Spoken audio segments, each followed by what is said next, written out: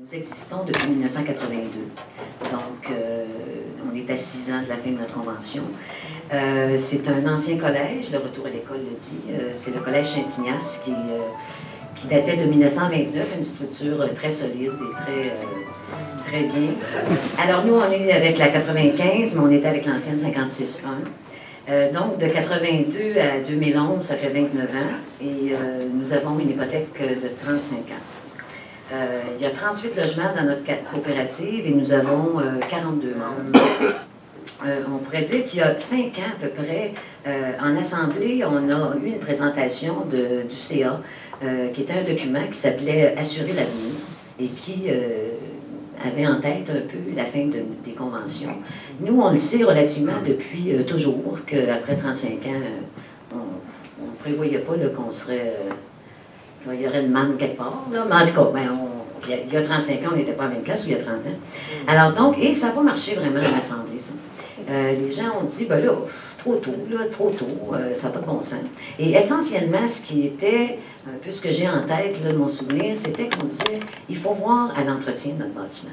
Il faut voir, on a une réserve de remplacement comme tous et chacun, là, qui, heureusement pour nous, l'an passé, avec les projets d'innovation, d'initiative, nous avons eu 100 000 ça nous a donné un bon petit coup de main là, pour les toitures, les systèmes de ventilation, toutes sortes de choses comme ça.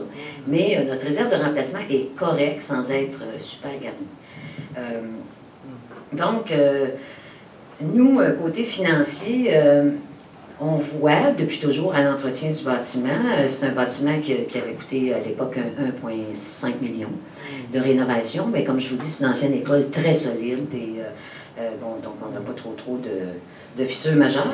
L'an dernier, en 2009, la SCHL est venue faire leur inspection là, dans le but de refaire le tableur et on ne s'entend pas tout à fait sur certains éléments du tableur. Là, eux autres, ils veulent qu'on fasse l'asphalte dans 5 ans, puis nous autres, on ne veut rien savoir de ça, on veut reconditionner nos fenêtres. Mais eux autres, ils trouvent qu'on a des bonnes fenêtres.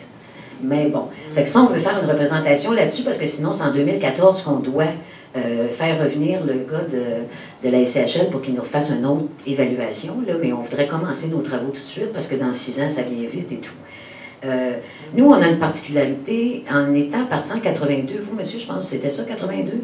Enfin, il y avait un taux d'hypothèque de 18,75 à l'époque qui était... Un peu plus tard, ça est arrivé à 18-20 %. Ah bon, ben alors nous autres, on était là-dedans.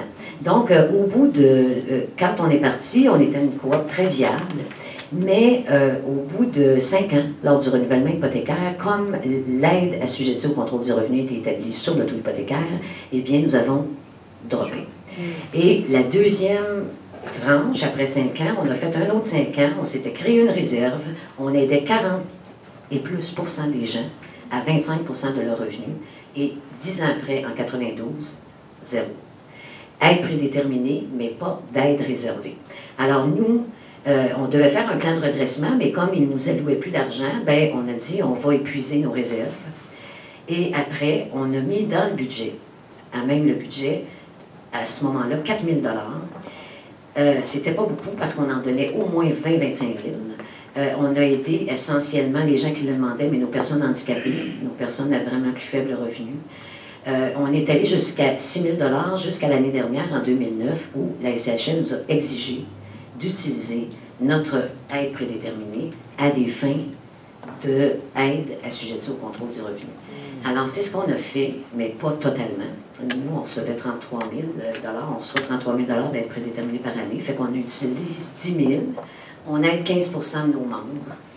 C'est le minimum requis. Là. Alors, donc, dans une sélection, on ne peut plus choisir des gens qui ont besoin d'aide assujettie au contrôle du revenu sans affecter les gens qui en ont déjà et les augmenter terriblement. Là. Fait que, donc, c'est ça l'affaire. Fait qu'à la fin de des conventions, pour nous autres, l'aide, ça fait des années qu'on est au taux du marché, là, avec une petite aide. Fait que c'est un petit peu différent, peut-être que d'autres qui disent, mais merde, on perd vraiment, on se trouve à être coupé, là. Alors donc, pour nous, c'est un peu différent. À la fin, nous, on n'a pas de deuxième hypothèque. Ça va bien pour les travaux, on en met de côté, on essaye de vraiment remplir un petit peu notre mission première avec l'ACA, de l'augmenter, de voir à nos travaux, de voir même à ce que des membres exécutent des travaux.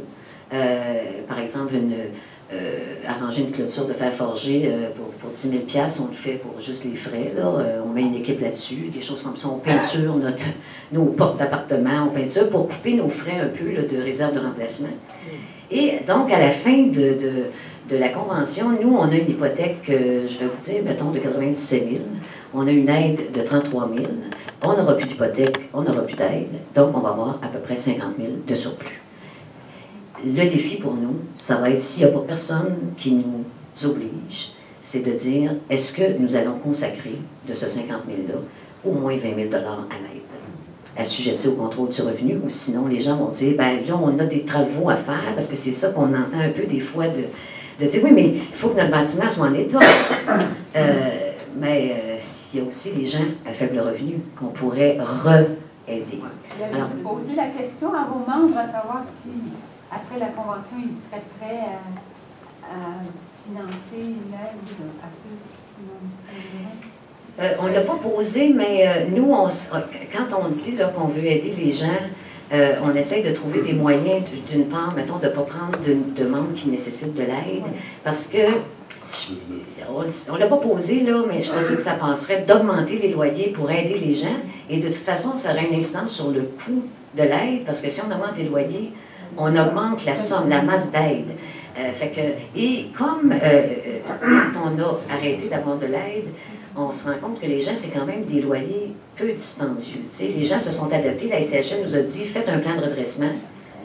Mais là, on a dit, on ne va pas être sacré noir parce que, dire, ben, allez vivre ailleurs, vous n'avez pas les moyens de payer vos loyers. C'était les plus bas du taux du marché. Et on essaie de les respecter et c'est ce qu'on vise tout le temps.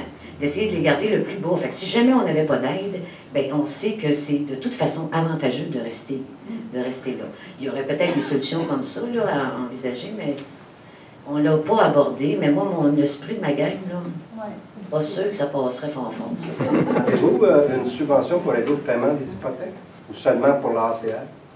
Si vous avez aussi une subvention pour vous permettre de défrayer vos hypothèques ou si c'est seulement une aide? La SCHL nous offre, nous donne annuellement, là, présentement, 33 000 $ d'aide prédéterminée. Ah, seulement pour le revenu, il n'y a pas l'aide pour aider au paiement prédéterminée, et de ça, il nous oblige à extraire un montant pour l'ACR. Et le montant, on l'a défini avec le conseil d'administration en disant, bon, ben OK, on va en donner la moitié. Puisque nous autres, on mettait de toute façon dans notre budget, depuis un bon bout de temps, 6 000 $. On a monté cet argent-là, on a dit, on va en mettre 4 000 de plus, ça va faire 10 000. Fait qu'on a coupé un petit peu sur nos affaires, là, puis on s'est inséré sur les réparations courantes, là, puis on ne fait pas de dépenses folles, mais on l'a fait rentrer. Là. Mais c'est de l'aide prédéterminée, il n'y a aucune aide réservée exclusivement. Puis quand ils nous ont dit, on vous oblige à le faire, on était tout contents. On pensait qu'il arriverait une somme avec. Non, c'était à même l'aide pour cela. C'est ça. Donc, si je comprends bien, les démunis, qui pourraient être les plus démunis dans votre coop, à cause qu'on ne peut pas les aider financièrement au niveau du revenu, ça peut changer la composition même de la coop. C'est-à-dire, ça peut devenir des gens qui ont plus de revenus pour assumer le loyer, vous comprenez? Et puis, s'ils n'ont pas d'aide. Ben, moi, je vous dirais une chose. Quand on a fini en 92 de distribuer toute l'aide, là, il n'y avait que les personnes handicapées et une personne âgée qui en avait, donc 4 personnes. Et en 2009, on a été obligé, on a passé un papier à tout le monde, on avait quand même, on n'a pas bougé tant que ça. Les gens ont augmenté leur revenu. Et donc, quand on a passé le papier, là, on a 15 % des gens, on n'en a pas plus. On n'a pas refusé, on n'a pas le droit de refuser. Alors donc, les gens qui ont soumis leur revenu, eh bien, c'était 15 % des gens, donc on en a rajouté 2. Sur les 4 qu'on aidait déjà, on en aide 5 ou 6 là, maintenant, à 15 %. Si jamais on descend en bas de ça, on va prendre quelqu'un d'autre qui en a besoin. Mais on va rester à 15 %. Est-ce que ça fait partir du monde? Est-ce que ça fait partir du monde à cause qu'ils n'ont pas cette aide-là? Non. En 92, ça n'a pas fait partir personne. Personne. Maintenant non plus. Okay. Du tout. Parce que ces gens-là sont encore aidés. Par contre, les gens qui étaient aidés, comme les personnes handicapées, on sait que les personnes handicapées qui reçoivent de l'aide sociale, leur revenu n'augmente pas tellement d'année en année. Alors, eux autres, qui étaient à 25 %, là, ils sont rendus à 28 %. Ouf! Ils ont trouvé ça dur. Et puis là, on se disait, bien là, on va surveiller ça comme il faut pour ne pas rentrer d'autres personnes, parce que les autres vont monter à 29, 30, 32, 33. Et là, ça devient pour eux autres insupportable. Fait que c'est ça, genre. Oui. Si je comprends bien, votre coopérative a l'air d'être bien administrée et financièrement, vous êtes quand même à l'aise. Vous vous posez quand même l'interrogation de savoir dans 6 ans, qu'est-ce qu'on va faire? Est-ce qu'on va diminuer le nombre de locataires subventionnés ou si on va affecter les montants au niveau des réparations comme telles? Non, non, c'est pas ça. Il y a pas un danger là-dessus? Non, c'est pas ça qu'on va faire. C'est qu'à la fin de la convention, on va se retrouver avec un surplus comme on n'aura plus d'hypothèque à payer. On n'aura plus d'aide, mais l'aide est moins importante que l'hypothèque qu'on a à payer. Donc, on va avoir un surplus. Et le défi pour nous, c'est de dire la somme qu'on met actuellement d'aide, ça, je pense que si Claudie est d'accord, on ne revient pas là-dessus. Ceux qui ont de l'aide, ils ont de l'aide. Là, on sait que c'est l'existence même d'une coop, hein, les gens à faible revenu. On ne peut pas être qu'une coop à faible revenu. Ça, c'est impossible, hein, cohabitation. Mais on va garder ça. Mais est-ce que ça va susciter à mettre le double? Parce qu'on va l'avoir, l'argent, tu sais. Fait que c'est bien beau réparer, puis certains pourraient dire à l'occasion, oui, mais c'est beau chez nous. Ah bon? Fait que là, vous êtes pauvre, mais parce que c'est beau, vivez dans la beauté, tu sais. Non, c'est vrai que c'est tentant là, de dire, hey, écoute, là, il faut voir la réparation parce que c'est une dent de la guerre, là, quand même, il faut que le bâtiment tienne debout, puis qu'il y ait, mais c'est ça, ça va être le défi de dire, on veut de nous-mêmes dire, là, on va mettre l'argent nécessaire pour aider plus que 15 et à 25 de leurs revenus, plus de monde, tu sais, puis d'en choisir qui ont besoin d'aide, tu sais, de rester. Mais quand il n'y a pas personne en arrière qui nous dit, vous devez, des fois, là, il faut avoir les personnes en avant qui disent, tu sais, qui font des voix d'idées, là, qui croient à ça, là, tu sais, cette coopérative. L'essence même de la coopérative, c'est d'aider des gens à faible revenu, tout en cohabitant, moyen et se donner d'une qualité.